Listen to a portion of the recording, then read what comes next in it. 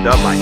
Hosted by four-time Emmy-nominated producer Frank Bates and retired New York City firefighter, 9/11 first responder, and Vietnam vet, Billy O'Connor. Today's guests, music producer, prolific composer, and author, Marc Blatte. My brother Frank, how you feeling, pal? Here we are again. Yes, back in the studio. Memorial Day weekend coming up. What do you got planned? I don't usually have planned anything, Frank. I sort of fly by the seat of my pants. You know what I mean? Somebody else write up a grill, I'll throw a hot dog on it, and I'll be happy enough. You know? Yeah, I'm the same way.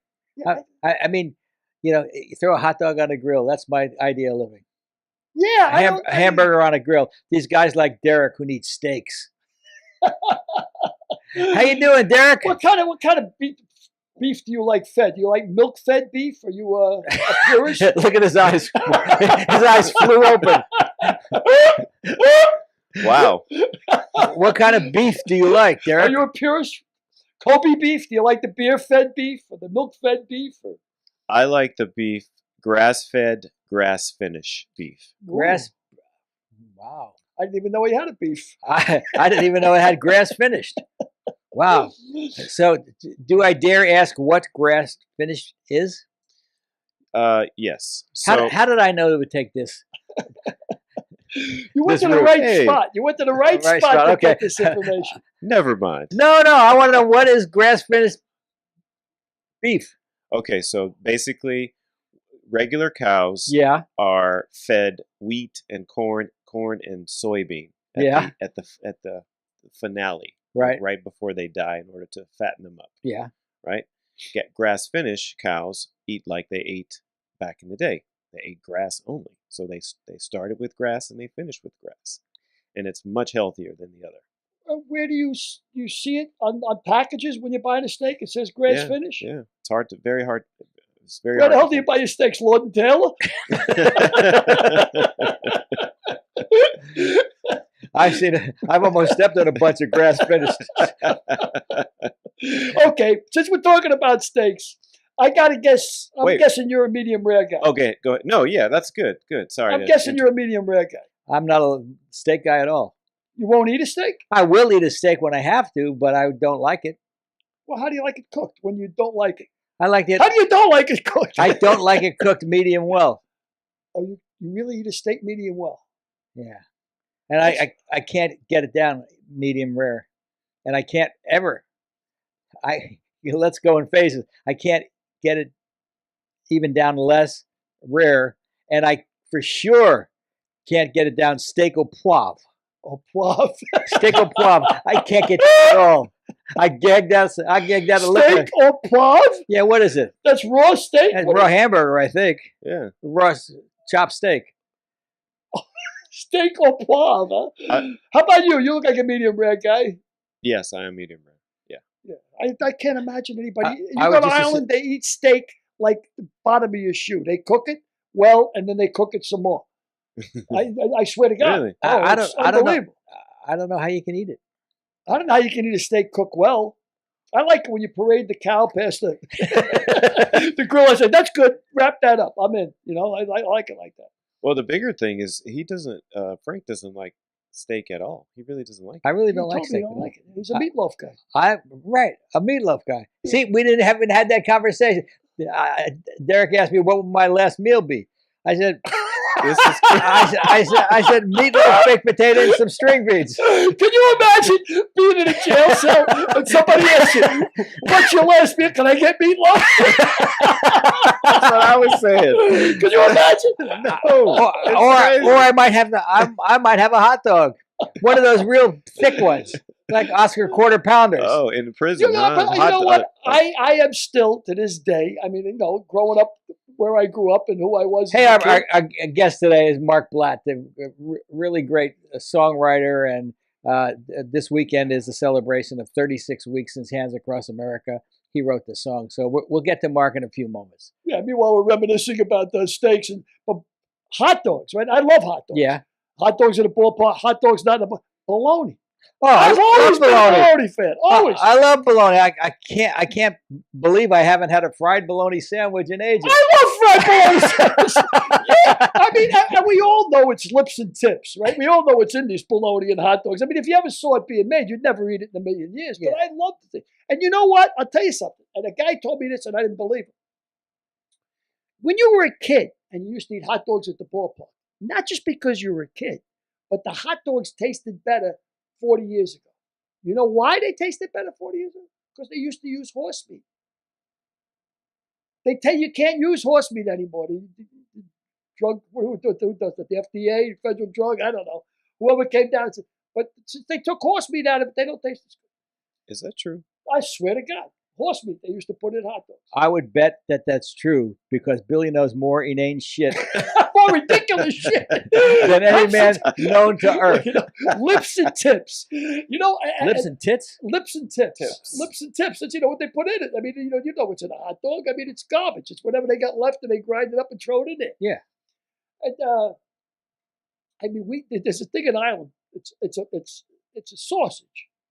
And of course, you know the old adage about you never want to know how laws and sausages are made because you'll never eat them because they grind everything up. But in Ireland, where, of course, from the time of the famine and before, if they butcher a pig, they use every single part of that pig, including blowing up the bladder and playing football with it. You know, whatever is on that pig is getting used. Well, they make a sausage called black pudding. It looks like a big black sausage. And it's a breakfast thing. You slice it up and you fry it, you know, with Irish sausages, and which are delicious, by the way. Breadier than our sausages. But black pudding is made from sheep's blood. It's from dried sheep's blood is what it is, with all these spices in it. But I've been eating it since I was 3 years old, you know, since I was a little kid. And I always loved black pudding and white pudding as well. My daughter was watching one of those shows. My daughter, who's pregnant now, hopefully within this week, will produce a grandchild for me. She was watching a show with her girlfriends, and it was one of those, you know, dare to eat this, you know, and they were going to give somebody $40,000 if they'd eat black pudding. And my daughter's like 17. She goes, I love that stuff! And all her friends were looking at her like, you know. I remember when I was a kid, I don't know if I ever tell you this story. I certainly didn't tell it on the air.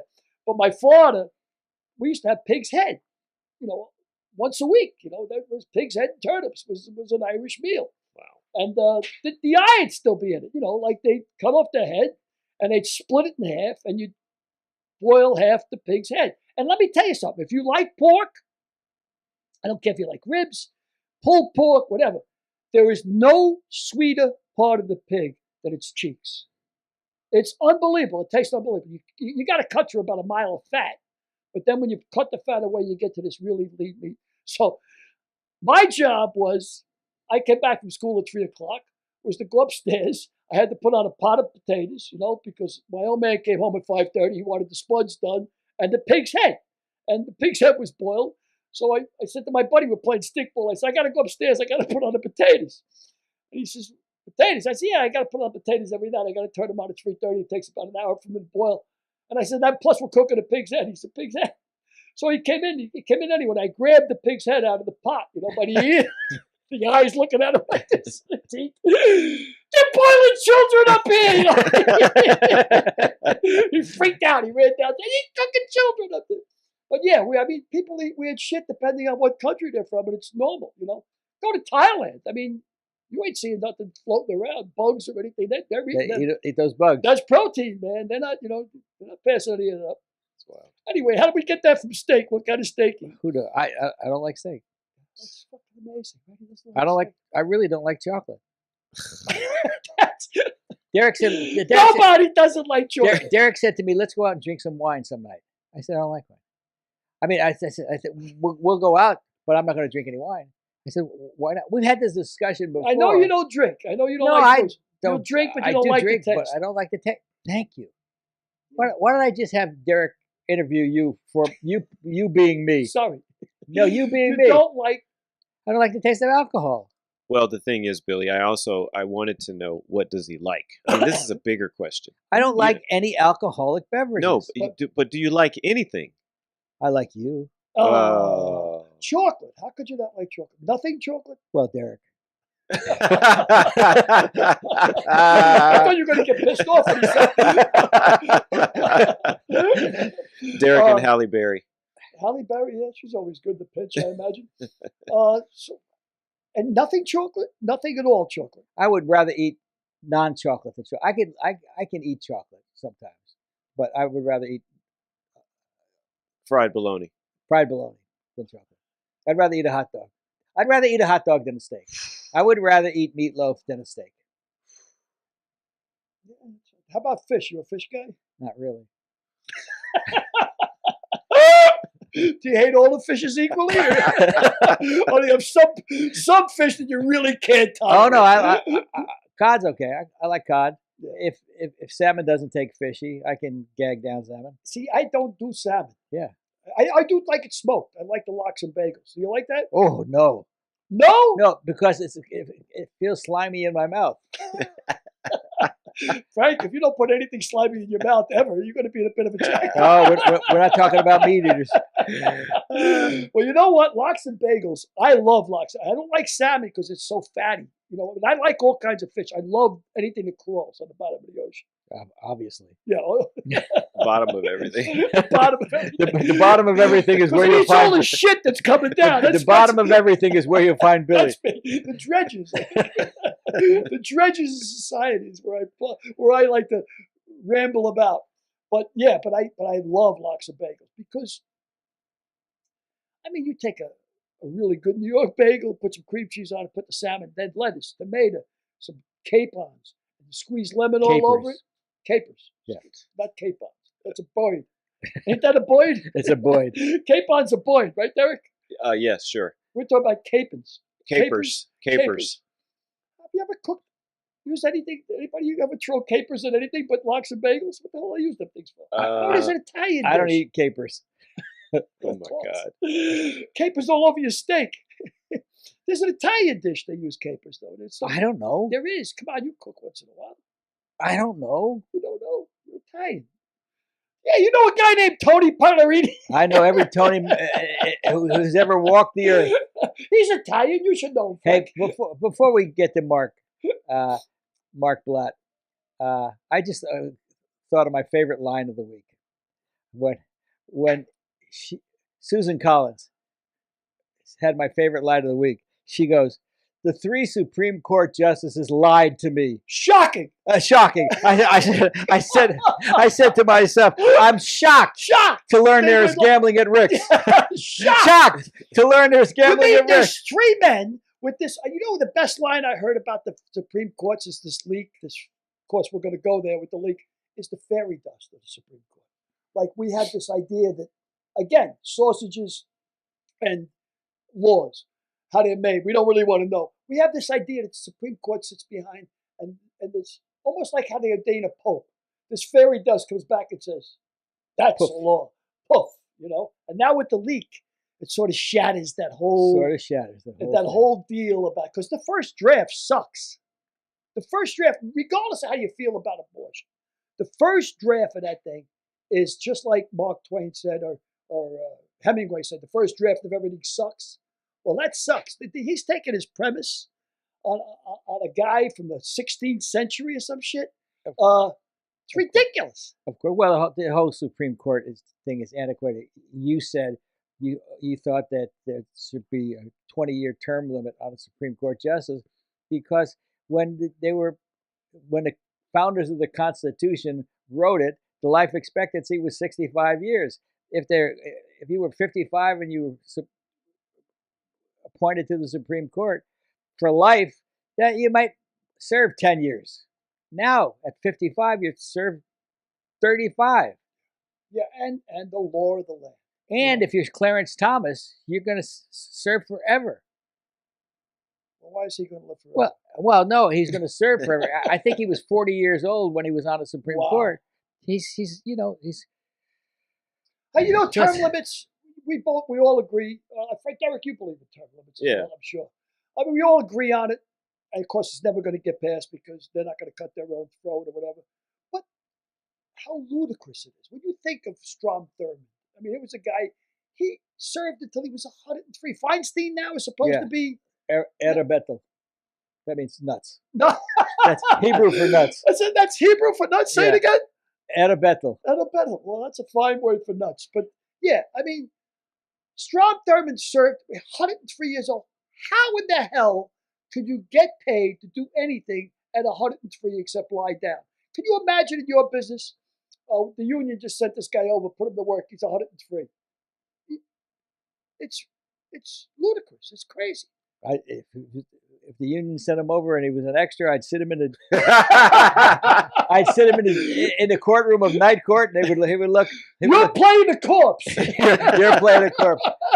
Close your eyes. Can you do that? Can you just close your eyes and lay still? Well, speaking of playing, Marc Blatte has played a lot of things in his life. He's primarily a musician, co-producer, and I went to high school with him. So that was opens there a lot up of successful guys that came out of Valhalla High? Not like Perry Rogers, that's for sure. Perry some, Rogers has got a lot of guys. That was some high school class. I would like to have been there just to hang out to their coattails. Yep, for sure. But let's go to Mark. He's got a pretty interesting story. Yeah, let's find out about it. Oh, there he is. Marc Blatte. Can you hear me? Bill. Look at how are you guys? And I just want to show you what I got here. Oh, what a guy. Thank you, Mark. Well, we're well into it now. Good to see you, my friend. Where are you? You in South Carolina? You in Nicaragua? Where are you? Charleston. I'm in Charleston, South Carolina. And how much time you spend between South Carolina and Nicaragua? No more Nicaragua. Gone. Gone. Big. They had a revolution there. We had to leave. Hey, before we continue, can you put that book back where we can see it? Right here. Put it over your right shoulder. You know, I was stationed in Charleston, South Carolina for 3 years. Okay. So how's that? That's great. The line was 200 years of history on.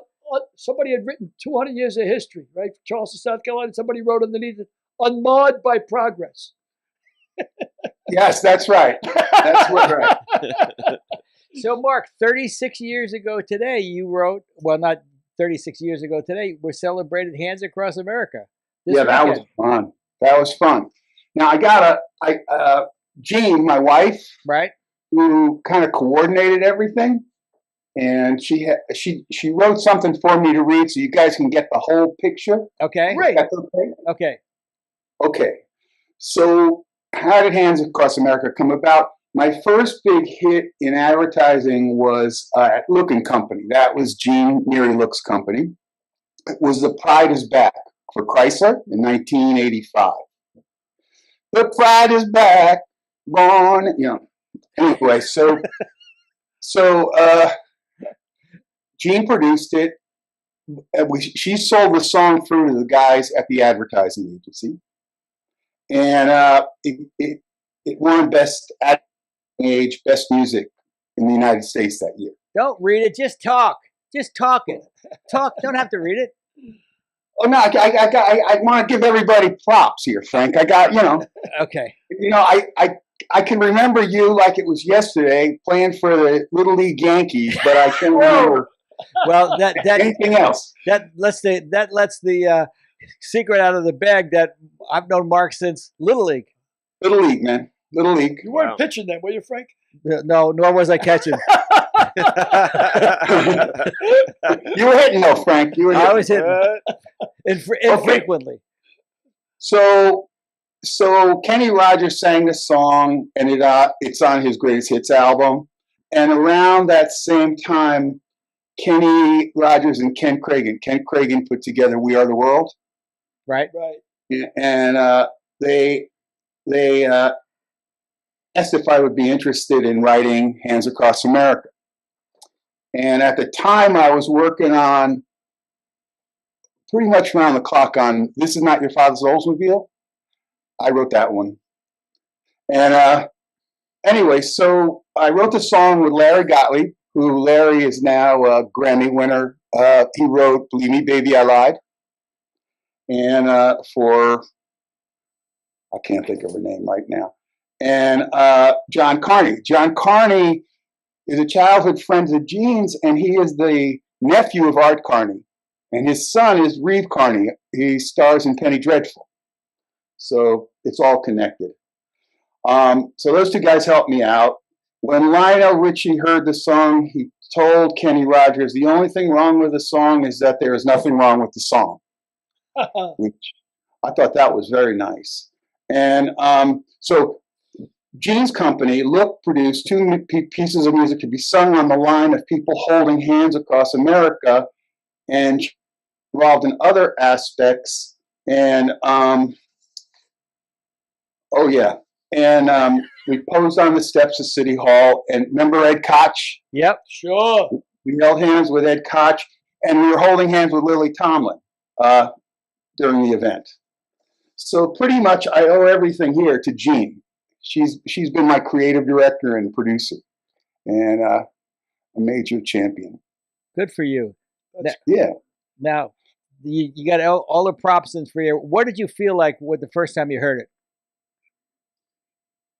Oh, man. Well, I was overwhelmed. It was really overwhelming. You know, I mean, going back 35 years, and I was just kind of like getting started, and I was just, oh my God, this is really too much for me. That's pretty much what I thought. And I was crying, you know.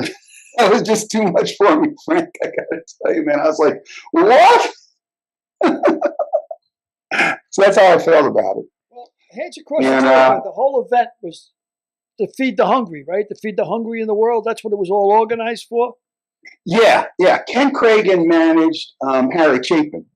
And Gene's partner, our first partner in business was Steve Chapin, who was Harry's brother. And we used to work a lot on World Hunger Year, which was an industry-wide way of raising money for the hungry and the homeless. So Harry was died, but Ken wanted to, keep Harry's memory alive, and so he came up with Hands Across America. Well, if you guys would give me liberty for a second, I just want to read some of the names for our audience that were involved in this, because it's really unbelievable. Robin Williams, Barbara Streisand, President Reagan, Billy Graham, Oprah Winfrey, Prince, Jane Fonda, Jerry Seinfeld, Brooke Shields, 21 years old, on the Washington Bridge, Bill and Hillary Clinton. I mean, the list goes on and on and on. And then forget about the celebrities. In Pittsburgh, nuns held head with members of Hill's Angels to form the link, and cows in New Mexico. It's really an unbelievable undertaking. Yeah, I was pretty. I was blown away pretty much. And it raised $18 million to feed the hunger. Yeah. That's terrific. And it was just, it was incredible. I felt, really honored to. When Kenny Rogers and Ken Cragen called, I was just kind of overwhelmed with work. And I was kind of hesitant to do it. And I said to them, you got all these great writers in We Are the World. Why don't you ask those guys to write the song? Because I was really trying to wiggle my way out of it, to tell you the truth. And he said, we did. Oh my God. Oh, you did. And then they were schmoozing me. They wanted me to. They were like, oh man, you're just a great writer. I know you can do this. And I'm like, Gene gives the thumbs up, and I'm like, okay, we're in. And then I wrote the song on a Thursday. I sent it to Kenny on a Monday, and on Tuesday he said, he played it for Lionel and Quincy Jones, and they liked it. And then Kenny said, well, of all the people in the world, who do you want to sing this thing? And I said, well, there's a guy I work with named Joe Cerizano. He goes, well, don't you want anybody famous? I said, no, I actually prefer it if nobody's famous. Just want this to be kind of like We the People thing. And so they went along with it. And Sandy Farina sang it with Joe Cerizano. And Kenny sang The Pride Is Back with Sandy, and he wanted her to go on tour. And, there's an awful lot of money as a jingle singer. And she was like, I don't think so, Ken. So I was like, okay, all right, whatever, you know. So that's the story. Yeah. You know. How'd you get started in music? Well, I got started in music when I was 17. I was in a band. You got started in music before that, because I remember you were one of the first clarinets with Steve Marcus, Kenny Malkin, and Marc Blatte were always the first three clarinets in the band, and I was bringing up the third chair, fourth chair, third clarinet in the high school band. Right. Licorice Stick, you too? I was. No, he was great, man. I didn't know that. Soccer player, he did it all, man. Did it all, huh? Licorice Stick. I didn't know you played that, baby. That's great. Yeah, were you with us at the World's Fair? Did you make that trip to the World's Fair to open the World's Fair? I didn't go. No. Oh, yeah, because you were a year behind me. So I think I was maybe in 7th grade. You were maybe still in 6th grade, but I thought you were such a talent at that time that they may have brought you up to make this band sound better. But Marcus was probably the first clarinet. Do you see Steve at all? Yeah, I just saw him up in New York. You know, when he was 16, he got a record deal, and so he was my hero. Steve Marcus. Steve Marcus taught me the piano and guitar, and how I learned. I was 12 or 11, and he was about 16, and I heard The House of the Rising Sun. I said, Steve, can you teach me how to play it? So he taught me on guitar and piano, and then I learned it in every key. And after that, I was good to go. Wow, that's how it started, huh? And then so I was in this band when I was 17, and we recorded 4 songs, and I used to take the train into Manhattan with a bag of dimes and my tapes, and I would call publishers. And out of 10, I would maybe speak to 1, right? And so when I saw these publishers, they would play my song, first song, play it. They go, oh man, this really sucks. And I'm like, oh wow, okay. You want to hear the second one? So I played them the second one, and they're like, this sucks too. You'll appreciate this. And then I played them the third and the fourth, and they're like, man, kid, this all sucks, right? So I'm 17 years old. I'm like, well, can you play me something that you guys think is good? So they played me something, and I go, I'm coming back. I'll be back in 6 months. And I come back in 6 months, and I play them my stuff, and they go, well, most of the song sounds like crap, but there's 3 seconds there that are really good, Mark. And so I focused on the 3 seconds, and by the time I was 28, every place I went, it sounds like a hit, you know? Amazing. That's how it happens. That's 11 years of perseverance. Yeah, knocking on doors and relentless. Just keep pushing until somebody listens. Yeah, but you know, it's have really so much confidence in yourself to do that. I mean, you got to know that I can write, and these son of a bitches better listen. I wouldn't. I think it's just an existential thing. I'm sure you guys have felt this way. It's like, well, if I don't do this, you know, make the calls, go to the office, I'll never be a writer. And this is just part of what I have to do. And, you know, rejection, I was talking to Frank about it, you know, you get 500 rejections, and you're 501, you get accepted. And that's what it takes, you know. That's what it takes to get lucky. That's what it takes to get lucky. That's what it takes. And you know what? It's interesting. On Mark's website, the opening line on his website is a quote from Churchill. And it's terrific because it's absolutely true. Success consists of going from failure to failure without loss of enthusiasm. And boy, does that define show business, doesn't it? And why don't you tell the audience what your website is, so if anybody wants to look it up? Oh, it's Marc, M-A-R-C, Blatte, BLATTE.com. MarcBlatte.com. And I also have to tell you this. I've been working on a music project for 40 years, and I just got a record deal. It's called The Distant Thunder. It's on Blue Collar Records. And the band is me and Joe Sarasano, the guy who sang Hands Across America. And we wrote all the stuff. And we're offered a record deal. It was just recently. And you've got a cut on it called Healing Hands, right? Yeah, Healing Hands is going to be the first single. And why don't you tell us what Healing Hands is about? Well, first off, Frank, you and I were blessed to grow up in an integrated school. Mm-hmm. This is Valhalla High for our audience. Right. Valhalla High, yeah. Right.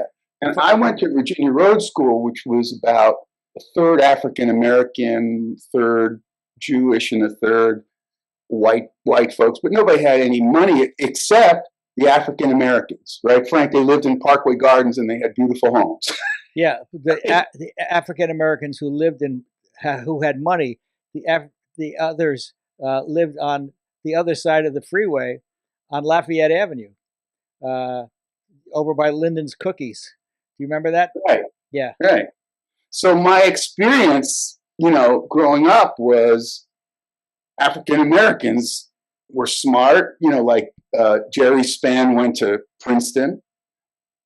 Because they all had their own homes, and some of them even had summer homes. And I remember the first time I asked somebody, "What you doing this summer?" He said, "I'm going to my summer home." I was like, "Where's that?" He goes, "Oak Bluffs, Martha's Vineyard." I go, "I'm living in an apartment, man, and you got 2 homes. What's with that?" It's like a shock to me. So Billy's shocked too. So anyway, I was thinking about this was maybe 35 years ago. So something bad had happened in New York. Oh yeah, those kids were accused of raping that woman that they didn't rape. The Wilding incident. And Wilding. Oh, was it? I thought it was something Central 8. Park. That's when Central Park 8. Trump took out the ad. Yeah, they were all guilty. Right. So I was thinking, like, it was just a crazy time. So I sat down to write a song, and it started out. I was born a white in the hills of West Virginia. I dreamed I was a black man in Selma, Alabama. It was 1961, and in the early morning sun, I was marching for freedom. Repair what's been broken, bring back what was taken. The dream has been shattered, the promise forsaken. The water is rising all over this land. Everybody's searching for a healing hand. That's it. Yeah, it's a poignant lyrics, very powerful lyrics. It's a great song. I've heard it. Mark's played it for me. That's a terrific song. Really it was played. Lyrics. It was played down here by the congressman who got Biden elected down here. I can't think of his name now, but he played it at his prayer meeting, and that was like a big thing for me. Yeah, the lyrics are so powerful to that. I had I guess it wouldn't be a critic, but an endorser of your writing. And they said that you write like a freight train that's on fire, which I think is a great. Oh, thank you. I thought that was just terrific. And just from those lyrics, I could see the way you do. I didn't read, unfortunately, but I'm really anxious to read Humpty Dumpty was pushed, because the title is amazing. That quote is from Fred Berner, who produces Law and Order and right now directs and writes the FBI. Yeah, that's a hell of a quote. Right? It's a good book. Yeah, I love the title. Absolutely love the title. How did that come to you? I got to know. Okay, well, now I'm going to go into a little bit about New York, because you guys are both from New York. It's a tribal city. It's a city of tribes. Like, one of the reasons I've been successful is because I'm a shtetl Jew. And there are a lot of shtetl Jews like Clive Davis. And when they see me, they go, "Oh, hi, Boychik, come on in." You know what I'm saying? What does shtetl Jew mean exactly? I mean, it means like it would mean like somebody like Larry David, somebody who is not really from a upper middle class background, more like working class. Mm-hmm. And he is now from the boroughs. Yeah, from the boroughs. Uh-huh. So I'm from the Bronx originally. So, and anyway, so I'm sorry. What was the question? That's I want to tell you. So how did I come up with the title? Yeah, the title is amazing. So I was researching. After 9/11, Gene and I spent a lot of time down at police headquarters, feeding the first responders. So I got to know them, and I met some homicide guys, and I spent a year riding around with them. And so so when I started writing the book, actually when I had written the first draft, I said, now this goes back to tribal. I said, I really need to meet a homicide detective. And I said, I'm Jewish. All I know are accountants, doctors, record producers. Jeannie Neary, right? Oh. Right? I say, I bet you can hook me up with a detective. She's Irish, right? Oh, yeah. So she calls up her neighbor, who she used to babysit for, and she says, Mark's looking for somebody, an Irish person. This is all through Irish people. An Irish person to talk to who's a big-time detective. And he says, it's a good thing because I am the liaison for the New York police with the public. So he introduced me to a guy named Tom Nerney. Tom Nerney is the most decorated homicide detective in New York. He fully prosecuted 3,000 cases. And we went to lunch down on Madison Street. Everybody knows Madison Avenue, but this is Madison Street. And he's like right out of Central Casting. He's tall, he's good looking. He's probably at that time maybe around 58. I was probably around 50. And so I said to him, Tom, I want you an investigation. What's the first thing you think of? And he says, Humpty Dumpty was pushed. I'm like, that's a great title for a book. You mind if I use it? Now, what does it mean? And he said, okay, Mark, the way that I approach criminals is this. You got a criminal and you got a victim. And the victim is the victim, but at one time the criminal was the victim. So my whole strategy is empathy. So Humpty Dumpty was pushed means somebody pushed somebody, that's the victim, but the person who pushed that person is also the victim. And that philosophy, he was the liaison CIA, New York CIA, after 9/11, and they used his techniques in Iran and Iraq. Wow. Like no bad guys, cop, just total empathy, total empathy. And it was pretty amazing. But to my point about the ethnic thing, he's Irish Catholic, and he was quoting Mother Teresa and stuff like that. And I said to my wife afterwards, I said, if you were with me, you would have gotten about 30% more out of the conversation because there's subtext. And what they say about the Irish is, don't listen to what they say, listen to what they don't say, if you want to know what they mean. I don't know, Billy, you know what I'm talking about? I know exactly what you're talking about. You're from the Bronx. What? Because you touch all the boroughs and Humpty Dumpty was pushed, right? I mean, you go from... Yeah, I'm from Allerton Avenue. Allerton Avenue, sure, I know well. Allerton Avenue. I grew up right Bedford Park, right there. Yeah, right there. Yeah. French Charlie's you're talking about, Allerton Avenue. French Charlie's. Yeah. And you guys, with the high school connection, I was making a joke to Frank earlier. I said, Valhalla, I mean, everybody knows in New York, the Valhalla's, everybody in the cemetery where Babe Ruth was buried and everything else. So I said, what'd you call the baseball team? The Fighting Gravediggers? I mean, is that what it was? Let's go with Fighting Gravediggers. But so you touch all the boroughs in that book, Humpty Dumpty was pushed. I mean, pretty much, you're Manhattan, Bronx. Yeah, well, Gene and I, in 1983, I produced one of the first hip-hop records for Profile Records. I was really into hip-hop. And I got really familiar with it. And then I stopped. I started doing music for advertising. And in the 90s, we had a lot of big accounts, and we were really, really successful. And we were looking for something to do. And we met a guy who managed a hip-hop artist. And we called the label Mighty Music. And we invested and lost $400,000 over 3 years. But we had so much fun. Wu-Tang would come up to our office. All the hip hop stars would come up to our office and we'd be hanging out. So I decided.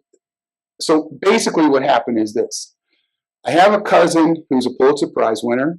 Her name is Inga Safran, and she writes for the Philadelphia Inquirer. And her husband is Ken Kalfas, who is really. I I just got his new book, and Jonathan Safran's Foyer says Kenny Callis is one of the greatest writers in America. And so after the trade centers came down, I said to Gene, I can't do this anymore. I just don't want to do this anymore. I was 52, and I said, well, can we retire? You know, we have enough money for the kids for college. Can we take care of our folks? She said, yeah. And I was like, okay, let's do it. So we just traveled around the world for 4 years, and I would write these travel logs because we'd go to places and just stupid things would happen to us. You know, we wound up in a Bedouin tent in Jordan, you know, having tea with Bedouins, you know, in the middle of the desert, something like that. And I was writing these travel logs, and I sent them back to my relatives, and Ken and Inga said, you should write a book. And I said, really? Wow. And that's how I began Humpty, and I wrote a draft, and then I hired an editor. Then I rewrote it. So I had 5 different editors before it actually got published. It took me 5 years. But what I had intimate knowledge of was the hip hop culture from having spent 3 years promoting and hanging out with people like Wu-Tang. And I was very familiar with the record business because I had, as Frank will tell you, I've been making records. I made, one of the reasons I met Gene was because I produced Rachel Sweet. And right, Frank? Yeah, my friend Rachel Sweet, I've known her for a lot of years. She was a writer on a Lopez show, and then I reacquainted with her again when she was married to my friend Tom. My friend, I can't remember his last name. My friend Tom, what's his name? Good old, what's his name? Oh, my friend Tom. That's why I'm writing things down, Tom. My friend Tom, what's his name?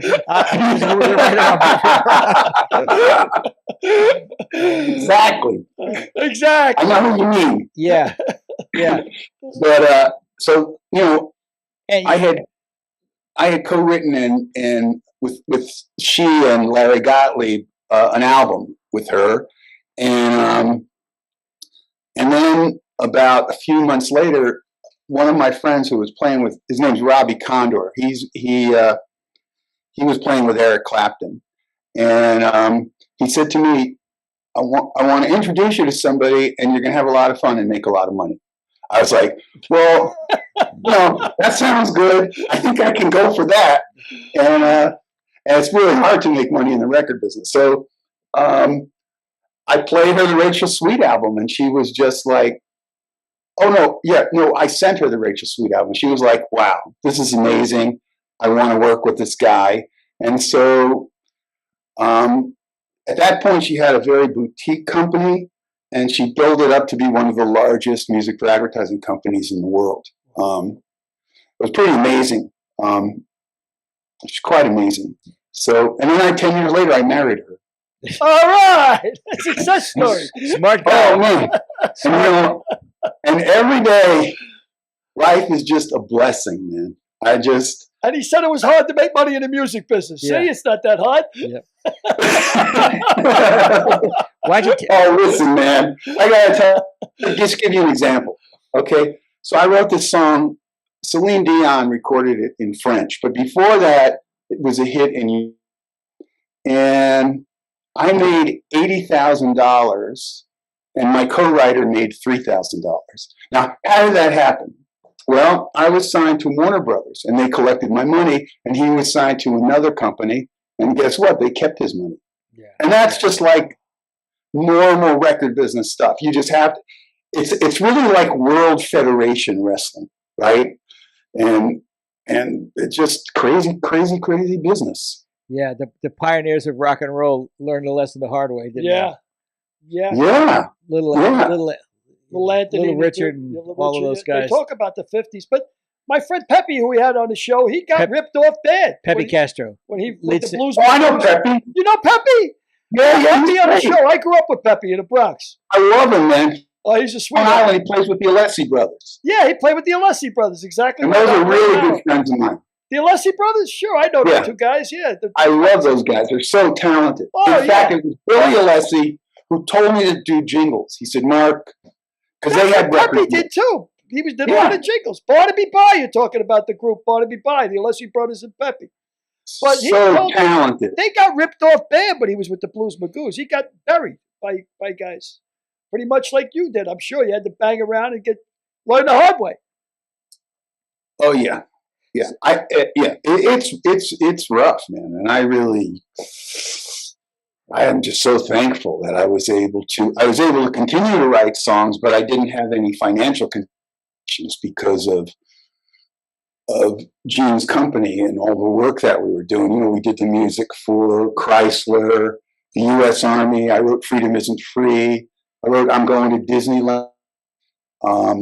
Actually, over 50 things that you would know, and they were all produced by her.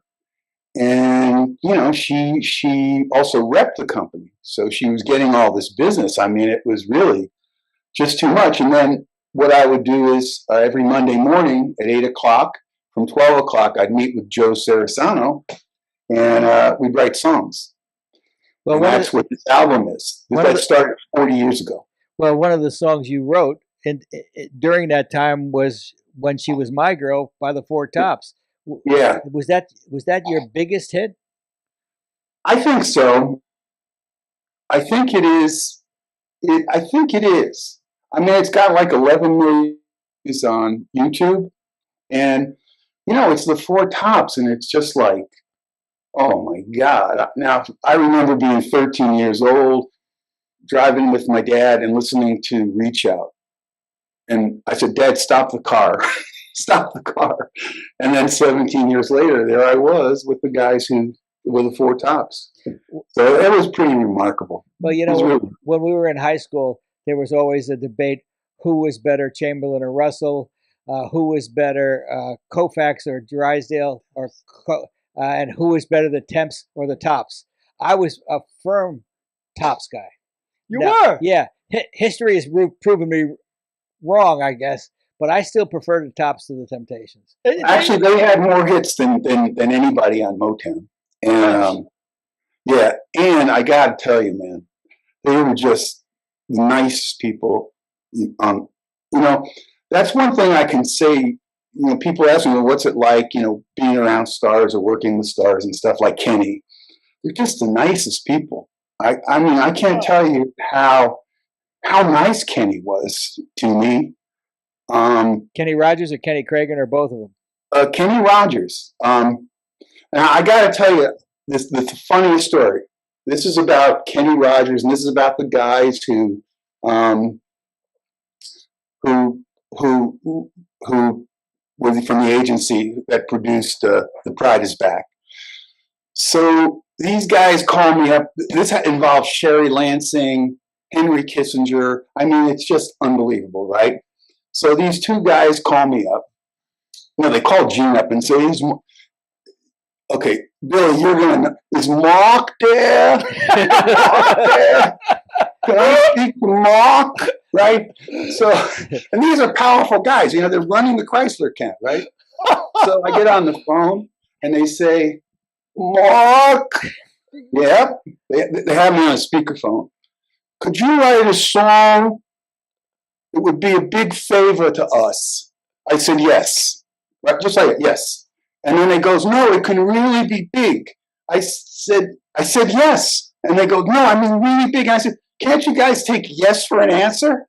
It's like, they just kept going. So they said, it's a special event at the Waldorf. That's what they told me. And it's called An Evening for Life. And we would like you to write a song called Evening for Life. So I wrote the song and with Larry Gottlieb and Mark Cohn, Mark Cohn, Walking to Memphis? Yeah. He came in to sing it. And these guys hadn't heard it, but what they said is, we want you to meet us at the Plaza Athénée Hotel at 10:00 in the morning, bring a song and bring a boombox, right? Like, okay. So I go to the hotel, the Plaza Athénée, which I'd never heard of, but you know that hotel? No. It's like, that's why, the reason we don't know it is because it ain't for people like us. I mean, I was like, hello? So they said, oh, well, listen, when you get to the front door, tell them you're here to see Sherry Lansing. Now, I didn't know who Sherry Lansing was. I'm telling you the truth, honestly. So, so I say, I go up and I knock on the door, and this gorgeous woman, is right there, right? And she says, hello, I'm Sherry Lansing. And I'm like, because I don't know who she is. I'm like, oh, hi, Sherry. And there's the two guys that, I wrote the song for. So she said, sit down, have some orange juice. And then she asked the song, right? And I played the song, and she started weeping, like just shaking, weeping. It was just very emotional for her. And at the end of the song, we were all at the table. I felt somebody grab my leg. It was one of the guys, Marc, can you write this song? he said, boy chick, you did it. So Sherry's across the table crying. And I go around, I put my arm around her, I say, look, it's okay. And then one of the guys goes, play it again, Marc. Don't play it again. Forget it, man. This is like, no. So they played it anyway. So she loved it, and I thought that was the end of it. But then I go back to the office, and she calls, and she says, I want you to be my guest at the Waldorf Astoria for this dinner, honoring me for the American Lung Cancer Association. And then the guys called and said, Marc, can you get Kenny to do a video of the song? I was like, what? You know what that's like? It's like, what? And Jean's like, I'll get it done, Marc. So she calls Kenny up, and Kenny says, yeah, I'll do it. So I go down to Nashville, and I record it with him. And while he's recording the song, he looks at me and he says, does it sound okay? And to tell you the truth, what I was thinking is, I'm in the studio with Kenny Rogers. Does it sound okay? I said, Kenny, sounds amazing. What are you asking me for? Anyway, so they did a video, and now we're at the Waldorf Astoria. I'm in a tuxedo. Jean is there. Her husband's there. My ex-wife is there. And his clients are there. And everybody's in tuxedos. And, it's big time New York charity event. So the guy comes up on the stage, and he says, I'm so-and-so, chairman of the board of Cartier. That's nice. And then he says, we have a special song here today, and it was written by Marc Blatte. Marc, would you stand? And to be honest with you, in advertising, you don't go up to get the award. Other people do. So I was looking around for Marc Blatte. I was like, where's this guy Marc Blatte? I want to see him. And Jean's like, man, it's you jerk. So, okay, I stand up. Everybody says, okay. And then, there's this video that comes on, and Danny DeVito, Bette Midler, because at that point I realized who Sherry was. She's a producer of Forrest Gump and, many, many hits. Okay, so she gives a speech, and I say to my wife at that time, I want to go up and congratulate her. So I go up to her, I congratulate her, and she says to me, Marc, have you met my escort? I think, no, I don't believe I have. And she goes, Henry Kissinger, this is Marc Blatte. Whoa. I'm like, and he goes, congratulations. You must be very proud. And this is important.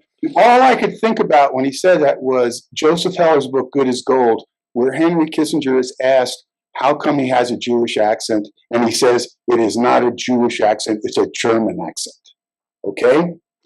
Anyway, so then Sherry asks me to dance. It's just me and her, and this orchestra's playing my song, and I'm like dancing with her, and I'm like, Jesus, this is too much. And then she says, we're going out to Elaine's afterwards, Henry and I. Would you like to join us? And I was like, Sherry, I got to tell you something. My mind is blown. I just want to go home. Whoa, you turned it down? A trip to Elaine's with Henry Kissinger.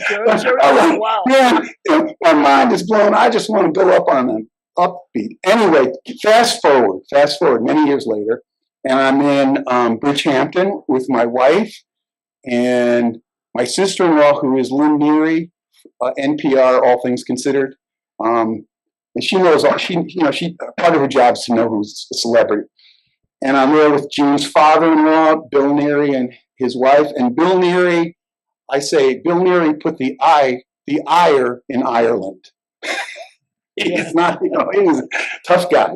Anyway, so we're in this restaurant, and this guy walks in, and I'm like, I don't know. I was love. I didn't know who he was or anything. It never happened to me in my life. Never happened since. And I just was like looking at this guy, like I was just adoring him, So I said to Lynn, "Who is that?" And she said, "Oh, that's Joseph Heller." I said, "Oh man, I got to talk to Joseph Heller, And she goes, "No, you don't. He's a misanthrope. He has no interest in talking to anybody."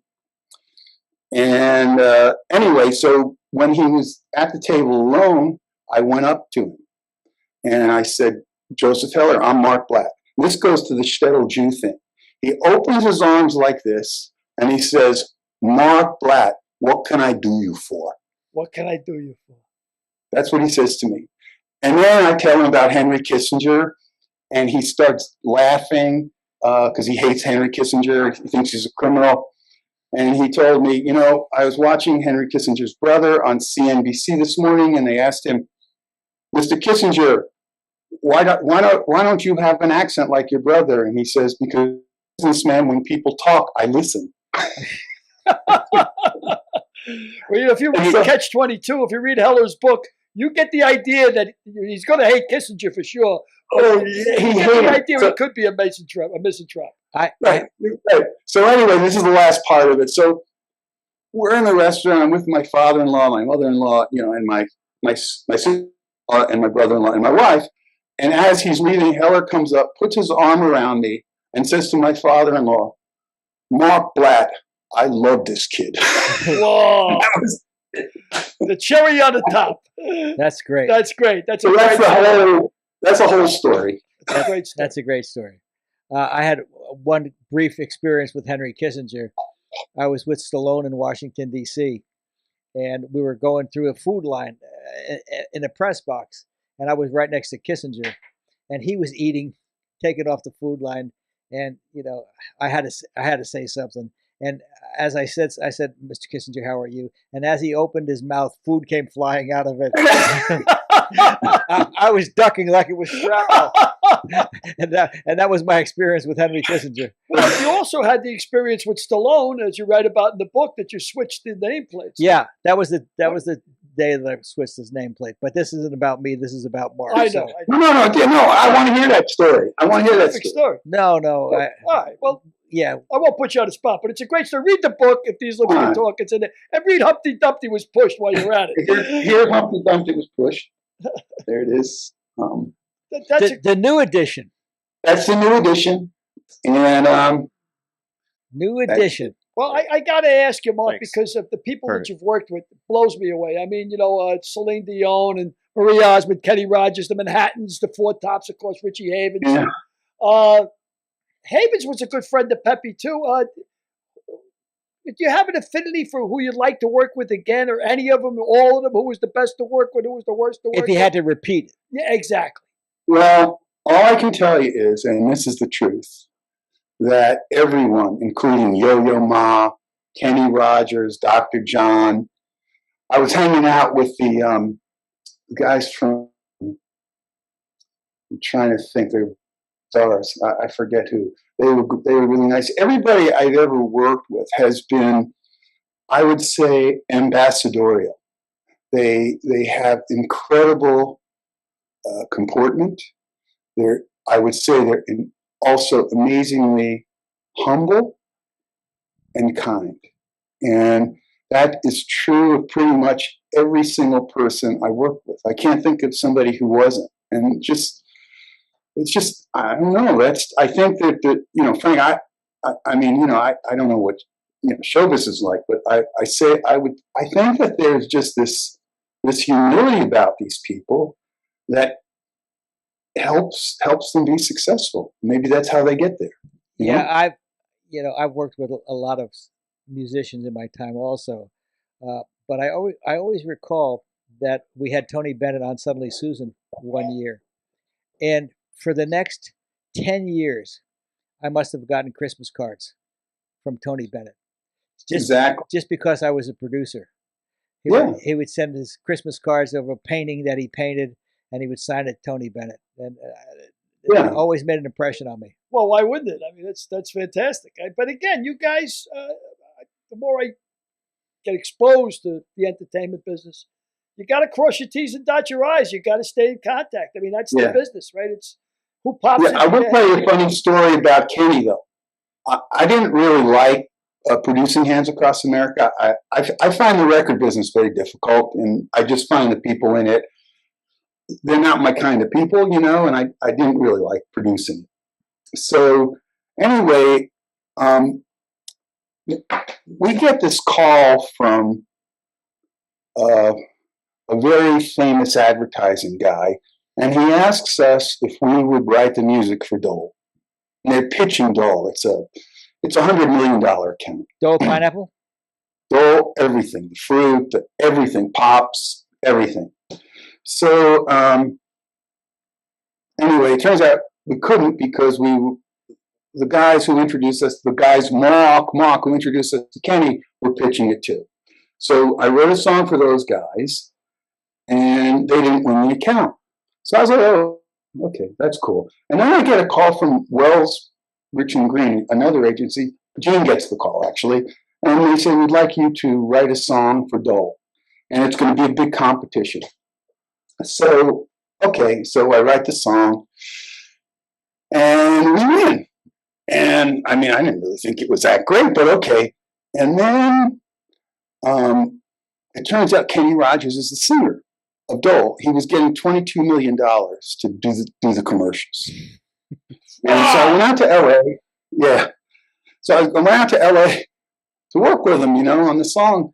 And we're hanging out in the, you know, I have to go take a break. We go to the men's room. And he's in one urinal and I'm in the other. And he looks at me and he goes, you know, Mark, I was wondering how you like working with Hands Across America. I said, Kenny, I really didn't like it. It was, I'm totally up on the, I just didn't like the politics or anything like that. And he goes, yeah, I know. That's why I gave you this account. Oh, whoa! He'd given us the Dole account, which was worth to our family about $1 million. That's great.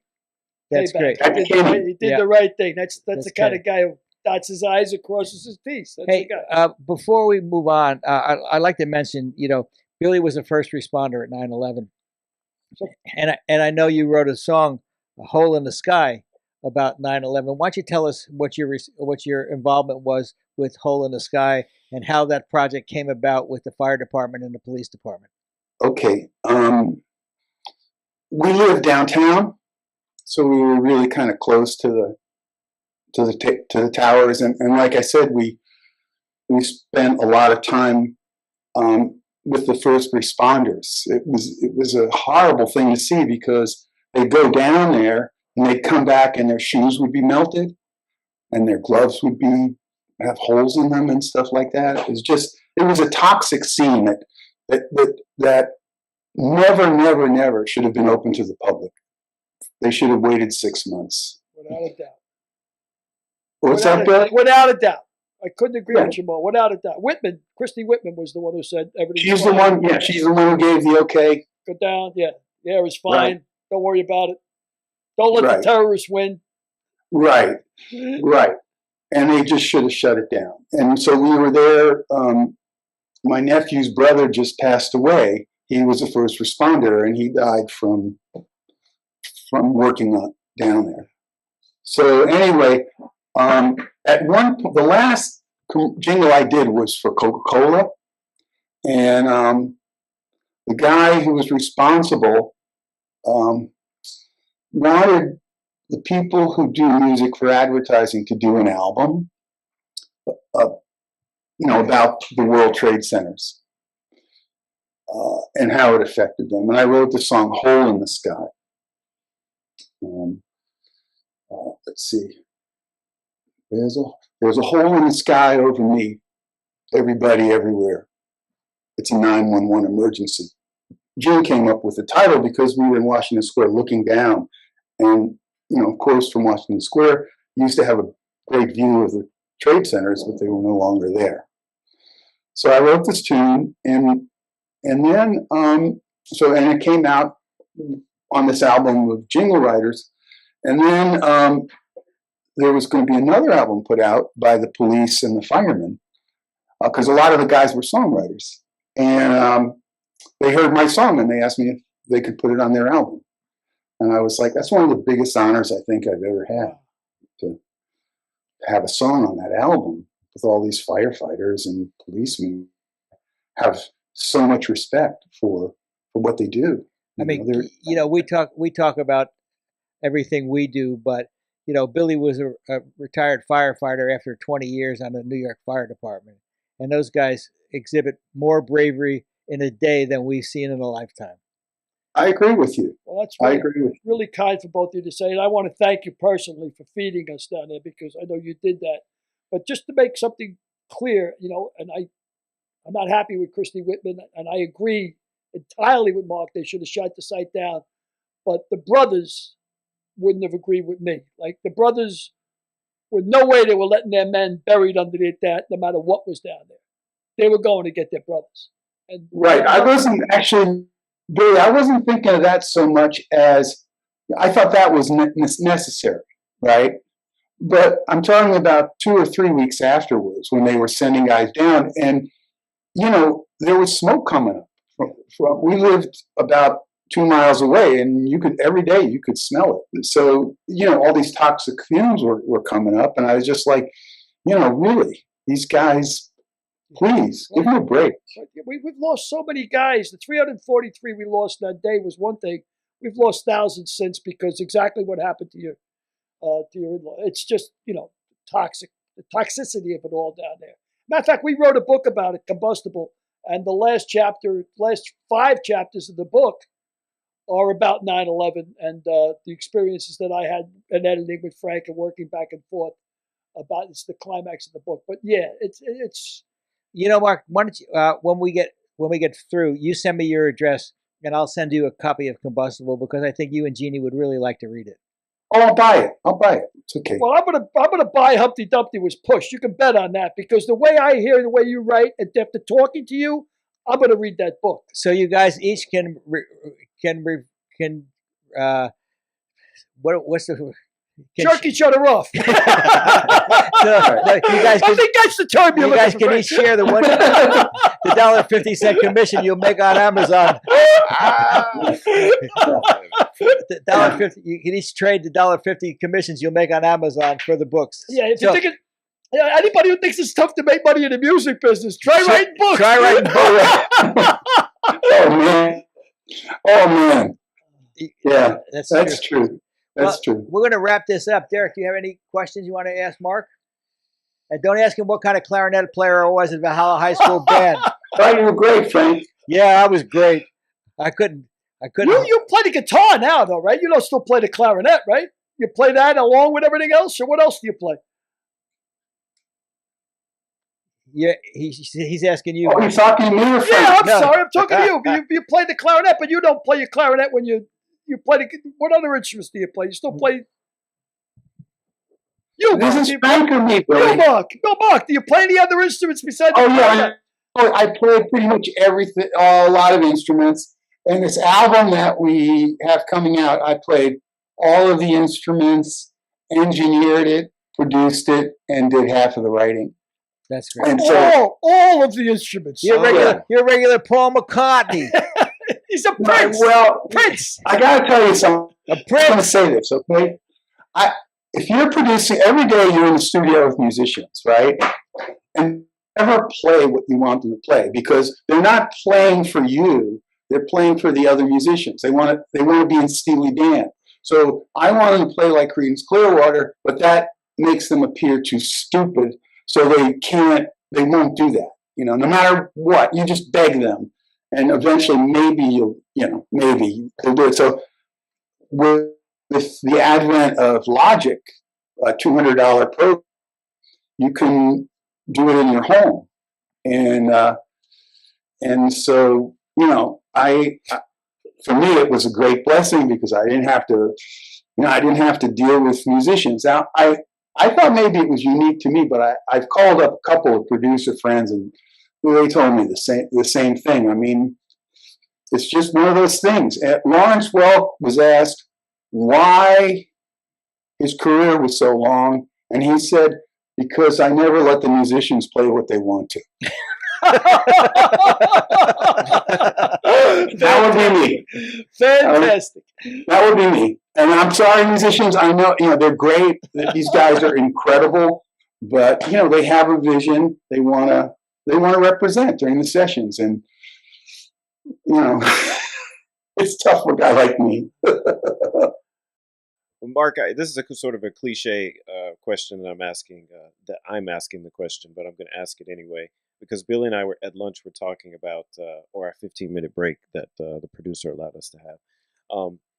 We're talking about hip hop, and I thought it was interesting that you started off or you were into hip hop in the 80s. So I'm curious about what artists were you into, and then the second question would be. Billy doesn't get it. He doesn't get hip hop at all. And I was sort of trying to get him to understand that he has to have the context first. But we can talk about that. So let's talk about your first. Okay. The artist. Well, I heard the Grandmaster Flash record. It's a jungle out there. Sometimes the message. Yeah. And to me, it lit me up like the first time I heard Bob Dylan. It just was. I was like, oh my God, this is going to take over the world. I just felt like it was going to take over the world. And so I wrote a hip hop song called Street Justice. And that summer I heard it all over the city. And this is the thing that I would tell white people who really? Listen. Because it's true. That we, as white people, traditionally focus on the chords, the melody, and the words. And African American music is very rooted in the beat. And whenever somebody says, oh, that hip hop, it's just crap, I would say that hip hop, great hip hop, is as great as Beethoven and Mozart. It's incredibly complicated. It's just rhythmically. It's incredibly complicated. And white folks really don't focus on that. I'll tell you a story very quickly. There's a guy named Chris Parker who's a big-time drummer, played with Dylan for a bunch of years. And he was in Roxbury in Boston, and he was playing at a black club. And he was warming up, and he did a bass drum pattern. And this little kid, African-American kid, goes over, I know that song, just from the bass drum pattern. Wow. And then Chris Parker played him another one, and the kid just kept knowing the songs just based on the bass drum pattern. So while white folks are listening to the chord changes and words, this is a whole different thing. It's like there's a whole level that we're not focused on because culturally that's not how we grew up. So that's my answer to that. That was a great answer. That's a great answer, yes, especially to an old white guy. Because now I get when I don't get it. Right. But the group that killed me was in the 80s was Run DMC. They were on Profile Records. That's the company that I did my record with. And oh man, it's like that, and that's the way it is. So yeah, they were fantastic. Basically, those guys just killed me. Billy, do you know who that is? Run DMC, sure, I heard them. I think they played my wedding song. I think.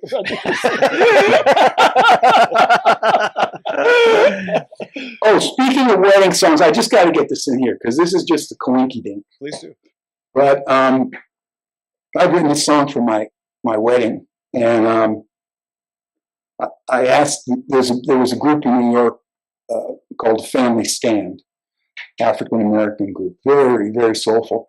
And I said, I'd like somebody to sing my wedding song. He says, oh, call this guy. So, okay, so this guy comes in. He sings for a minute, just 1 minute. And I said, stop. I said, where did you come from?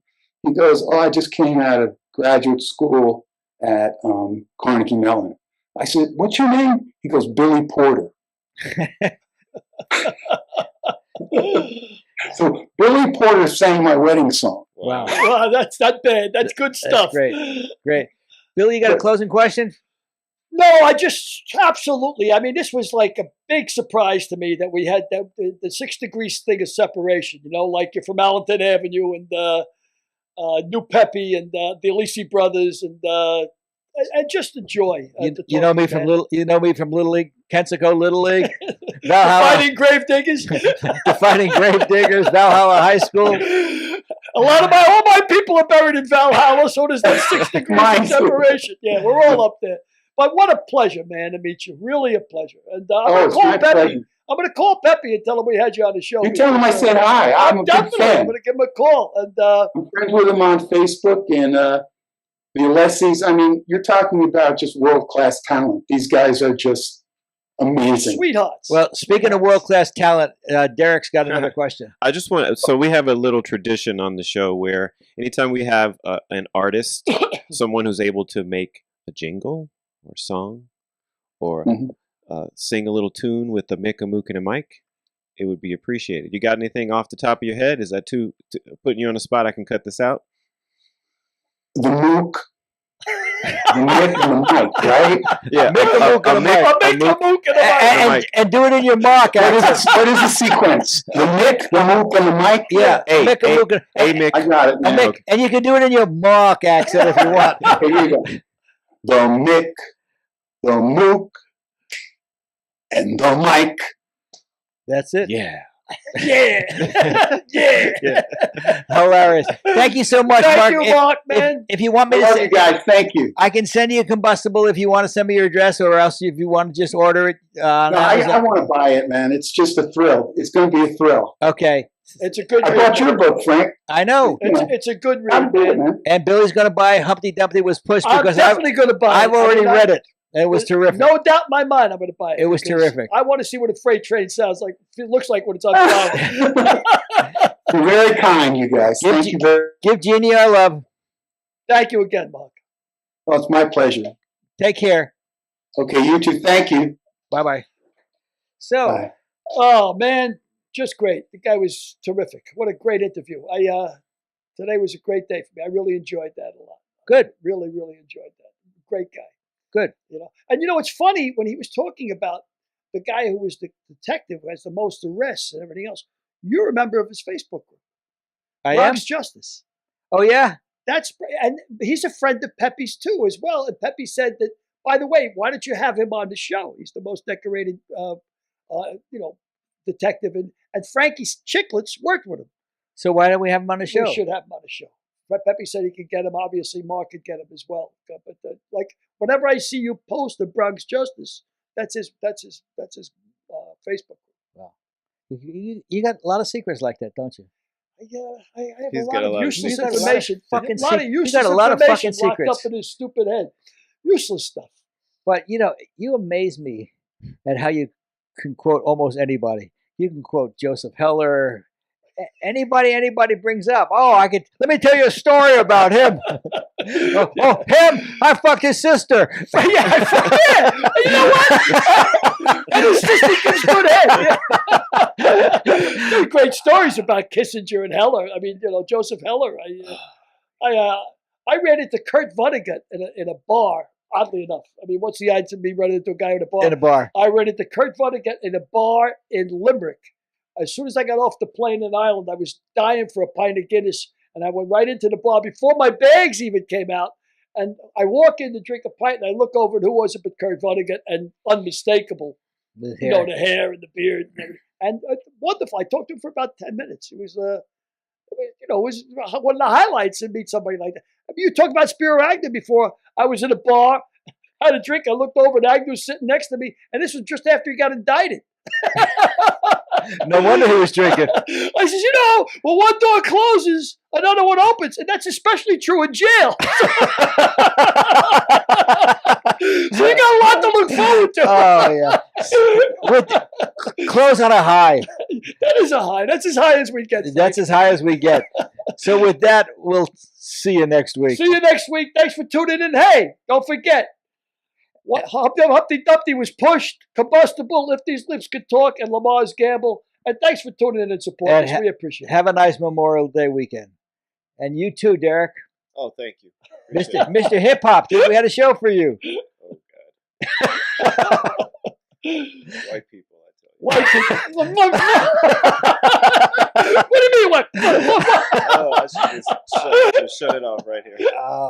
Oh, that was fun. Next week's guest, actor, director, and Broadway star, D.W. Moffett.